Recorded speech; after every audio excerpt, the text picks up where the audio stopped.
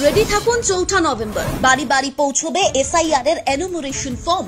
SIR এর enumeration ফর্মে কি কি লিখতে হবে, অনলাইন এবং অফলাইন ফিল আপের স্টেপ বাই স্টেপ গাইড জেনে নিন আজকেই। 4 নভেম্বর থেকে বাড়ি বাড়ি পৌঁছে যাবে বিএলও অর্থাৎ ব্লক লেভেল অফিসাররা। বাড়ি বাড়ি গিয়ে এনুমারেশন ফর্ম দেবেন তারা এবং সেটি ফিল আপ করিয়ে সংগ্রহের কাজ করবেন তারা। আর এই প্রক্রিয়া চলবে আগামী 4 ডিসেম্বর পর্যন্ত।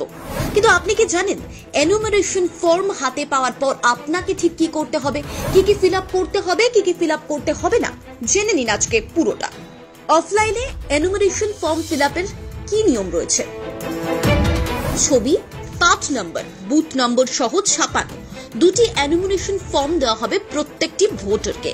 সেই ফর্মে নির্দিষ্ট কলাম অনুযায়ী লিখতে হবে জন্মের তারিখ, আধার নম্বর, মোবাইল নম্বর, পিতার নাম, পিতার এপিক নম্বর যদি থাকে, মায়ের নাম, মায়ের এপিক নম্বর যদি থাকে, বিবাহিত হলে স্বামী বা স্ত্রীর নাম, স্বামী বা স্ত্রীর এপিক নম্বর যদি থাকে, সেই সঙ্গে এক কপি সাম্প্রতিক ছবি। 2002 সালের ভোটার তালিকায় বাবা মায়ের নাম থাকলে সেই তথ্য দিতে হবে।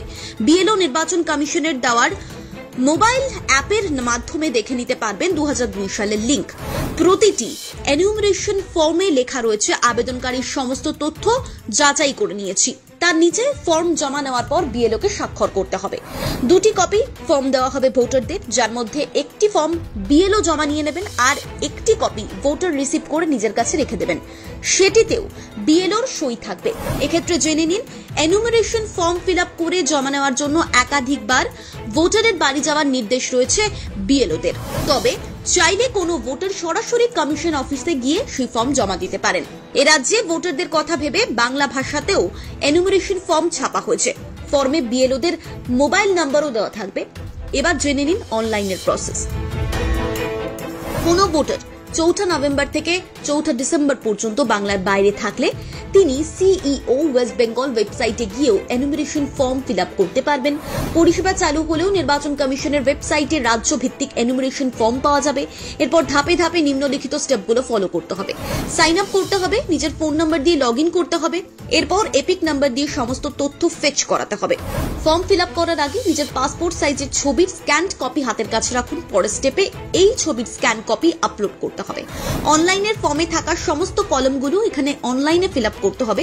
সবশেষে সাদা পাতায় সই করে স্ক্যান করে আপলোড করতে হবে। এরপর ক্লিক করুন সাবমিটে। ডিক্লারেশন পেজে একাধিক অপশন রয়েছে, সিলেক্ট করতে হবে যথাযথ অপশন।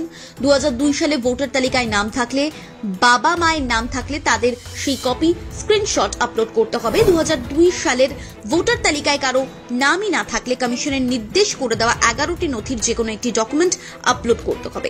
সবশেষে সাবমিট বাটনে ক্লিক করুন। Bureau report, Bengal live.